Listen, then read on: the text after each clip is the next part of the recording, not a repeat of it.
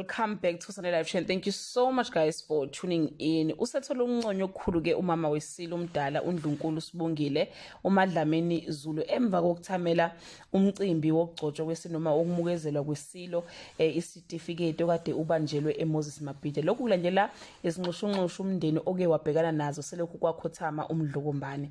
uNdlunkulu isilo sakhe kwawukuthi uyeyedwa uNdlunkulu wesilo uMdlokombane esisemthethweni njengoba ayikholwe kutheni babeshade in community of property ngokusho kwakhe. So she demanded 50% of all her husband's assets. Ngokusho komndeni kukhona uxoxisana okukhona emndenini kodwa akukatheli kahle izithelo kodwa ke kubonala sekuseduze ukuthi kulunge emva kwalokhu okwenzeke izolo. Yabona nje ukuxolisa kwakhe inhliziyo kungase kube nomthelelo omuhle nakubantwana bonke baseNdlunkulu. Isenzo sakhe sibe sihle kakhulu futhi ke isizwe sesishayela ihlombe kakhulu. Do leave your comment below and share your opinion. Bye.